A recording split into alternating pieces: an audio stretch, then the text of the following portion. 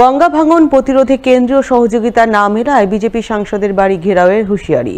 মঙ্গলবার ফারাক্কা ব্যারেজের জিএম এর নিকট অবস্থান বিক্ষোভ ও গণডেপুটেশন কর্মসূচিতে অংশ নিয়ে এমনটাই হুঁশিয়ারি দিলেন মালদা জেলা তৃণমূল সভাপতি আব্দুর রহিম বক্সী।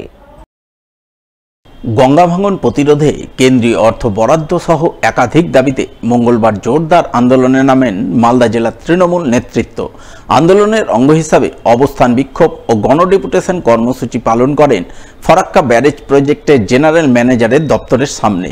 এদিনের এই আন্দোলনে নেতৃত্ব দেন রাজ্যের সেচ প্রতিমন্ত্রী সাবিনা ইয়াসমিন, মালদা জেলার তৃণমূল সভাপতি আব্দুর রহিম বক্সী, দলের জেলা কমিটির চেয়ারম্যান সমর মুখার্জি। এছাড়া উপস্থিত ছিলেন মালদা জেলা পরিষদের সভাধিপতি লিপিকা বর্মন ঘোষ, বৈষ্ণবনগরের বিধায়ক চন্দনা সরকার, তৃণমূল নেতা কার্তিক ঘোষ, শুভদীপ সান্যাল সহ আরও অনেকেই। তারা সকলে মিলে মালদার গঙ্গা ভাঙন কবলিত এলাকার মানুষজনকে সঙ্গে নিয়ে মঙ্গলবার দীর্ঘক্ষণ ফারাক্কা ব্যারেজ প্রজেক্টের জেনারেল ম্যানেজারের দপ্তরের সামনে অবস্থান বিক্ষোভ করেন।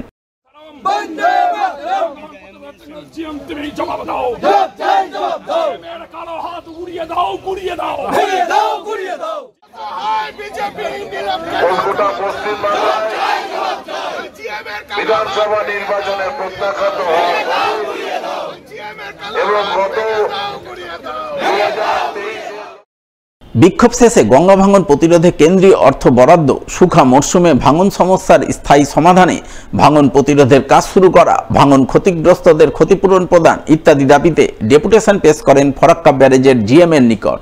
এদিনের এই বিক্ষোভ ডেপুটেশন কর্মসূচিতে অংশ নিয়ে মঞ্চে বক্তব্য রাখতে উঠে উত্তর মালদার বিজেপি সাংসদ খগেন মুর্মুকে হুঁশিয়ারি দেন মালদা জেলার তৃণমূল সভাপতি আব্দুর রহিম বক্সী।